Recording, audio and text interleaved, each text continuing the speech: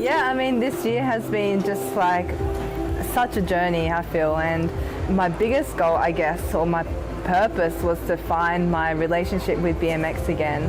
And I felt that last year in 2022, I found it was so hard for me. I was really scared every time I was on the gate ready to race because, yeah, I hit my head again, and that was one of my multiple concussions that I had. And I knew that it was going to take some time to heal. So every time I crossed the finish line, it was like I survived, and it was just this such hard thing that I was fighting against, and had such a lowest of the lows moment where I was like, is this really worth it? And didn't think that it was worth it at one point. So in the depths of those lows, I thought that I was going to quit BMX. I knew that I had to give it one more go, and just to kind of come back to BMX in 2023 with a new mindset, a new approach to everything, it was quite refreshing. And that only goal was to find that relationship with BMX and to find myself racing without having that fear. And that was, yeah, every race I came to was just to conquer that fear.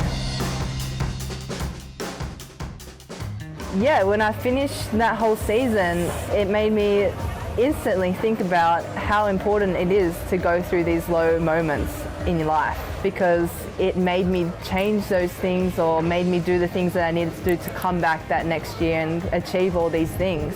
Just surprise myself as well, because in that moment I never really thought that I would become a World Cup champion and have such a successful season.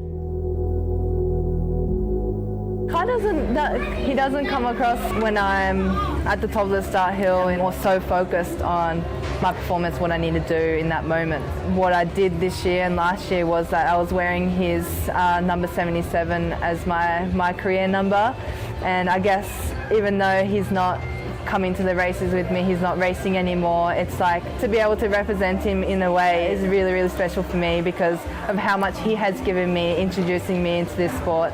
And without him, there will be no BMX for me. So it's just like, I have so much gratitude towards him for what BMX has given me, because that's what he has given me. Also, learning how to be resilient as well. He just has this power of just not giving up, and he just gets on with it.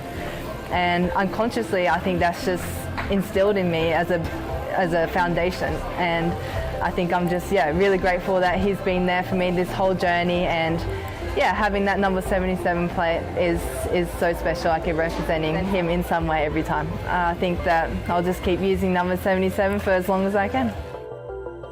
It means so much to wear the green and gold. I think Australia, I was born here, even though I have, it's like strong ties to Japan.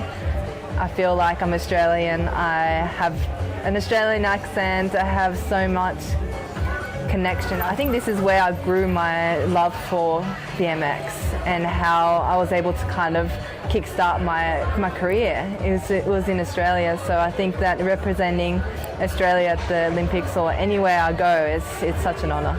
We train all our lives for 30 seconds on the track. For me, growing up in Australia, when I always looked forward to the nationals because the top riders are coming, the elite riders are coming, I could watch them race. And unfortunately, sometimes the nationals were situated in a wrong time of year, so they weren't able to come back to race the nationals. And I remembered how that felt, that I couldn't watch my favourite riders race the nationals that I was going to race. So I thought that if I had the opportunity and, I'm here in Australia to come back to a nationals, and I just don't want kids to feel the way that I felt back then, just to kind of have fun. It's definitely not as high pressure as the World Cup, so just to kind of finish off the year having fun, meeting all the kids.